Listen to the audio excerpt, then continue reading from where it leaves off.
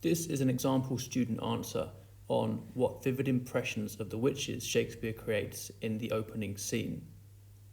Let's go through it thinking about exam technique and how it could be fine-tuned to get more marks.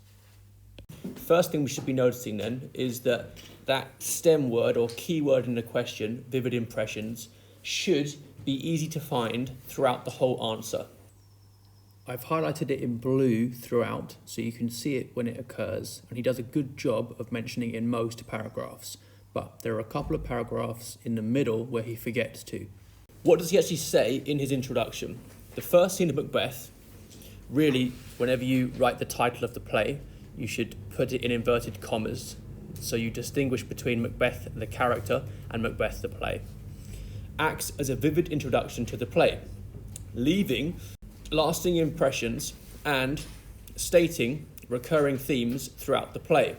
I like the idea that he's noticed that this opening few lines introduces some of the main themes. In this scene, the witches are conferring in a desolate place and mention the name Macbeth. An extra point here about what this means or what it does could be important. So, making the audience think that they are somehow involved with him or in control of him. So it builds tension or suspense because he's not there yet, but they're talking about him. What are they plotting? What are the lasting impressions of? Evil, disorder, confusion, chaos? Don't just say that there are impressions, say what your impressions were. Give a more personal response. Similarly, with the themes, yes, it does introduce some themes. Which ones did you think were most striking? And why does it matter that they were introduced right at the beginning of the play? Remember, Coleridge said that Shakespeare's opening scenes are an opportunity for him to sow germs or sow seeds that develop throughout the play. So think which ones are being planted here and how they're going to grow over the course of the play. So, for example, fair is foul and foul is fair. That might be an important theme. Before we move on to looking at the main paragraphs in detail, let's just have a quick glance across the number and frequency of quotations. I've highlighted them in red so it's easy for you to track them. So we've got here close reference to thunder being symbolic. That counts as a quotation because he's referring carefully to the stage directions. We've also got the idea of the desolate place in the stage directions being important. This is a good sign because it's someone who understands that when writing about a play, you don't just quote dialogue, you also quote stage directions, thinking about the visual impact of setting. Remember, stage, not page. So he's off to a good start here. He hasn't missed out on the opportunity to gain easy marks by commenting on the physical details of the setting of the scene. There's no quotation in the second main paragraph, but he does mention that the witches are alone, nobody else is on stage. So this means we know that they're not hallucinations of another character. The only Shakespeare play to begin in that way, supernatural characters alone on stage.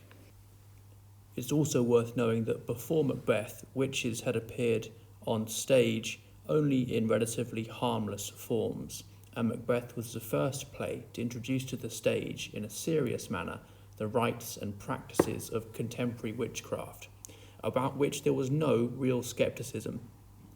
The play came at the end of a decade when the convictions for witchcraft in the Middlesex circuit reached their highest point. He does quote in his third main paragraph, focusing on the significance of the word again. He also quotes, going back to his point about stage directions, thunder, lightning, or rain. So he has about 5 quotations on his first page, and when we get to the second page, you'll see there are about another 5 there. So he's at about 10 overall. Now the board recommend a minimum of 6 to 7 quotations for you to have a chance of getting into the top band on the mark scheme. So in terms of quotations, he's got enough here. Let's see what he does with them and whether we can fine-tune the technique at all. Before anybody says anything, thunder and lightning is heard, vividly creating an atmosphere of fear and looming doom. Nice point. Could have been linked to the generic conventions of tragedy. So thinking about how this gets us thinking about the rules of this type of play. Looming doom. the sense of catastrophe and how the play is going to end is introduced right at the start. The vivid use of pathetic fallacy, so thinking about how the setting or scenery reflects the character's moods, very important in drama, foreshadows evil and is iconographic of the witches or their interference throughout the play. So here he's thinking about symbolism, talking about how ideas are represented by the atmosphere of the opening scene. For example, when Macbeth says that he will sleep through the thunder, good context here, referring to later in the play, the thunder is symbolic of the witches' mind games. Could have built upon that point by saying that perhaps this makes the audience sympathise with Macbeth, as if he is nothing more, on some level, than the witch's plaything that is being tormented. Before this, in the script, it says that this scene takes place in a desolate place. This implies that the setting is unlawful, uncivilized, and pagan, and it follows that so too will the characters be. Good idea that there is something symbolically significant about the desolation of the heath. Unlawful, uncivilized, pagan. You could have developed this point by thinking about how these ideas are in tension or in conflict with some others in the play, like hierarchy, formality, kingship, the sense of revenge and justice as well. Whenever you zoom in on a short phrase like this, desolate place, it's very important that you talk about what the words mean. So desolate here, he's jumped straight to the implication and gone over the denotation. So show that you understand it means destitute or barren, and perhaps this could help build a point about its being dreary or evil. The idea of the anonymity of the scene as well. We're never told exactly where the heath is. None of the 4 witch scenes is easy to identify or locate. The anonymity gives it a kind of universality. They're difficult to pin down. Posters of the sea and land. When the witches finally enter, they are alone, creating the vivid impression that they are, in fact, real and definitely not hallucinations. The fact that they are real dismisses the idea that it is Macbeth's consciousness which made him commit the deeds, as I start to wonder if it is entirely his fault, as he is only mortal and therefore susceptible to manipulation.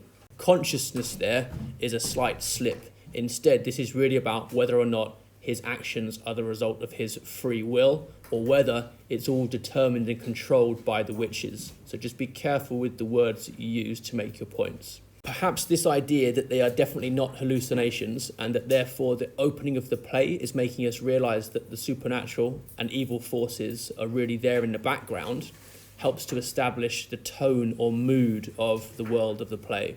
There's something dark about it in that witches actually exist. A bit of context here.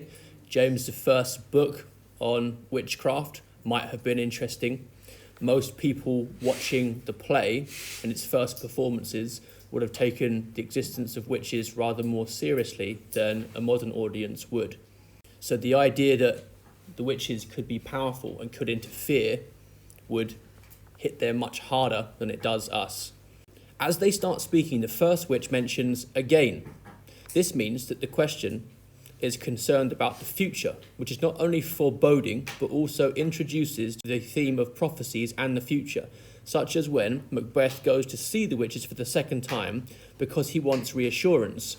The idea that when they think about the future, they think of it in terms of the repetition of the past could have been developed a bit further here, because this is a play in which, even though things are done in one sense, they remain undone.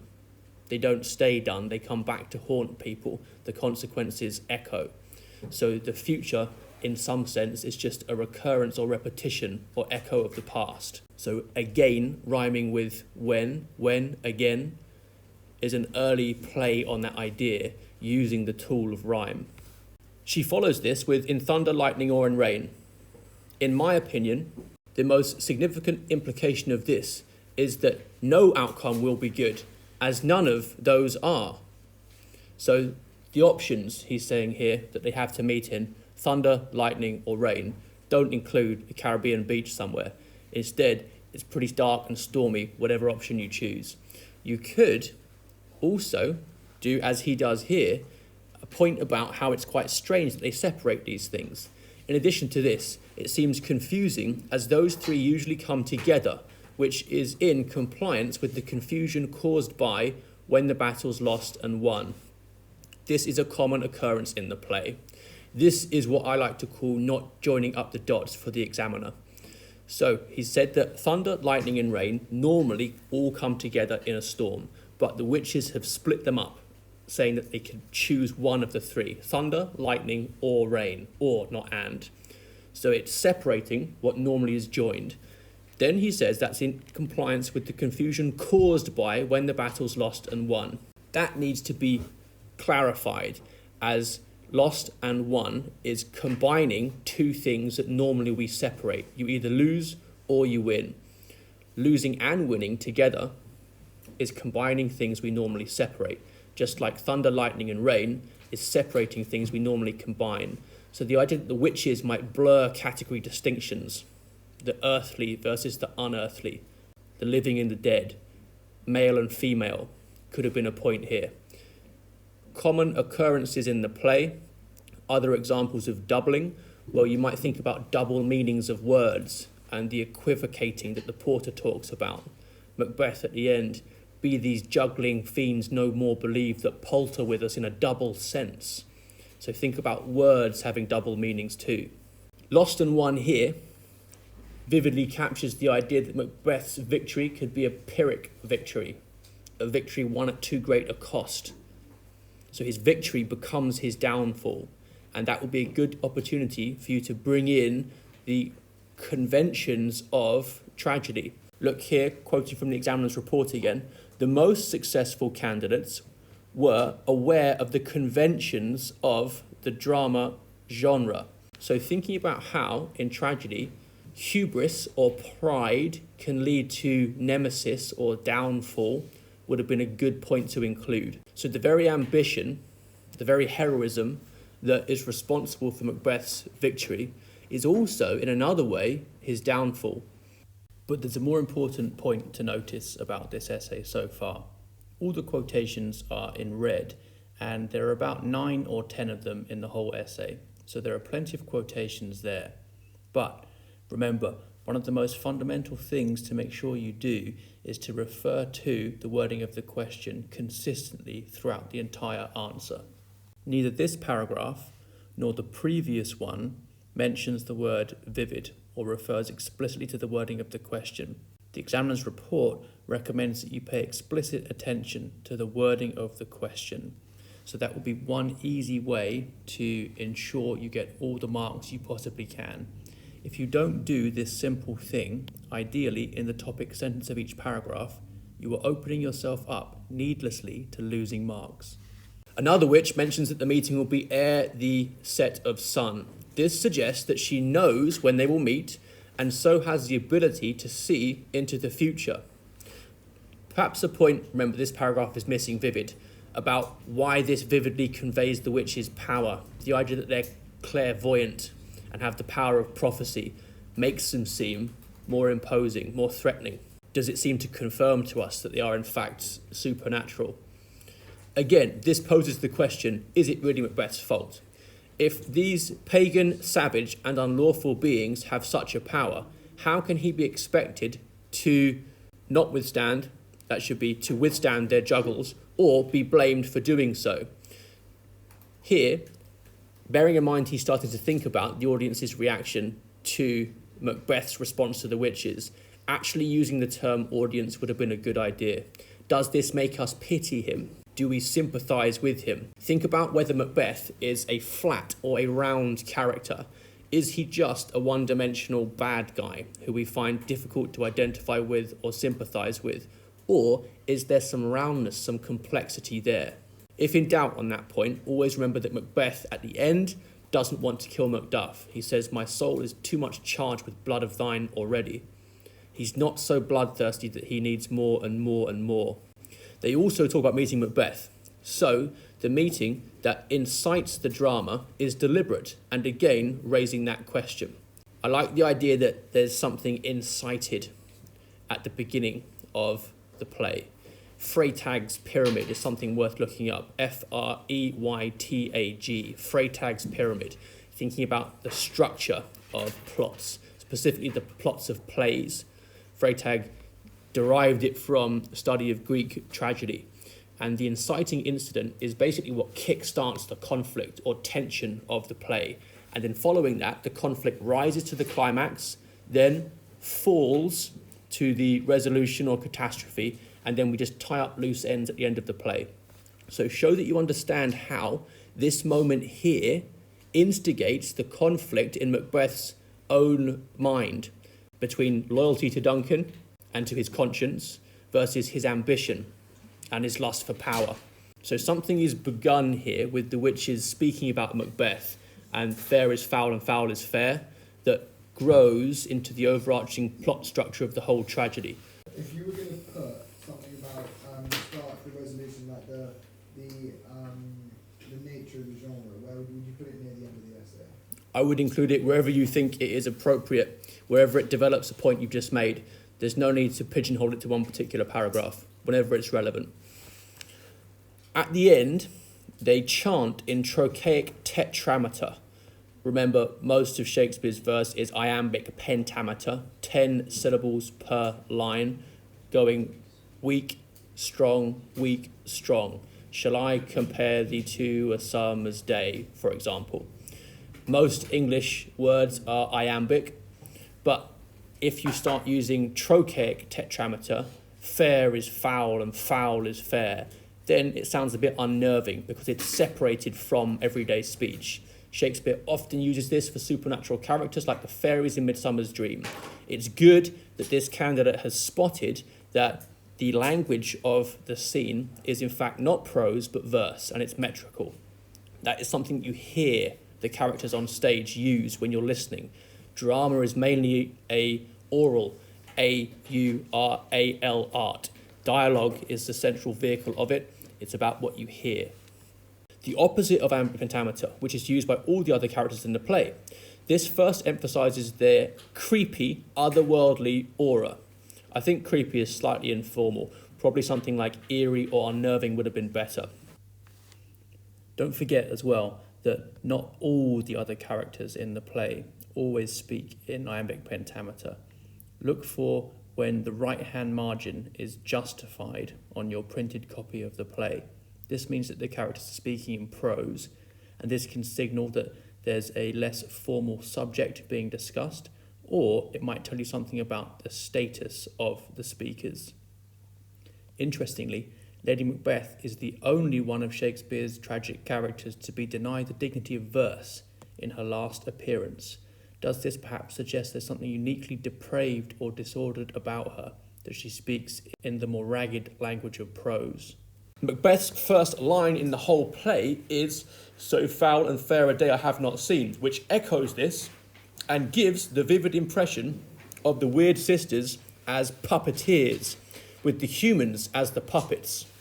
That's a nice point, and he's remembered to link it to Vivid here, although it would have been better had Vivid been in his opening sentence, just to make sure that this paragraph as a whole is explicitly tied to the question.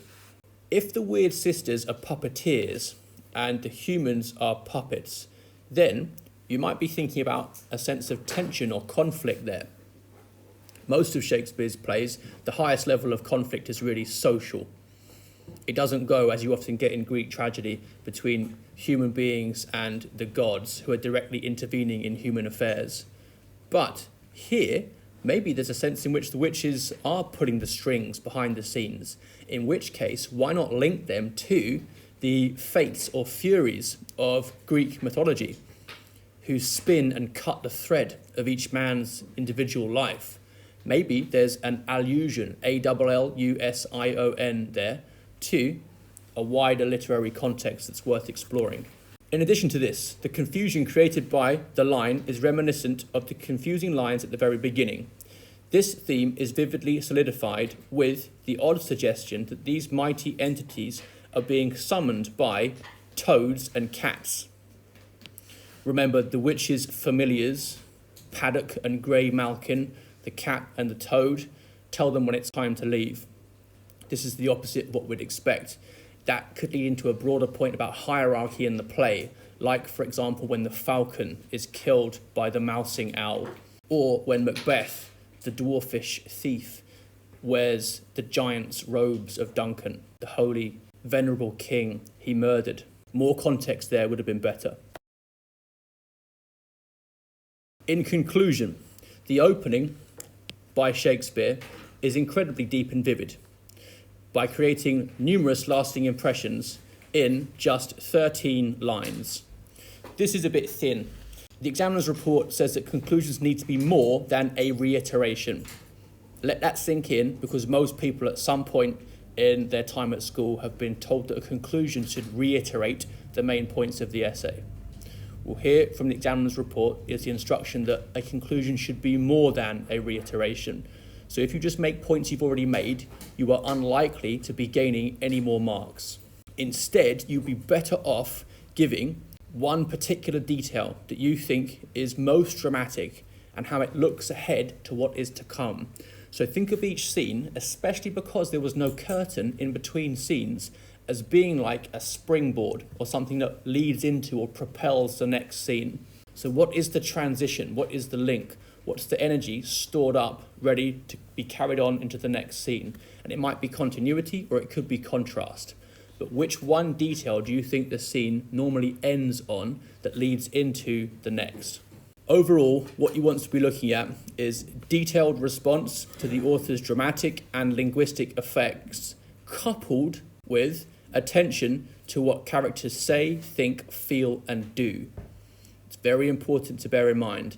What do the characters say, think, feel, and do? And how can you link that to the author's dramatic and linguistic effects?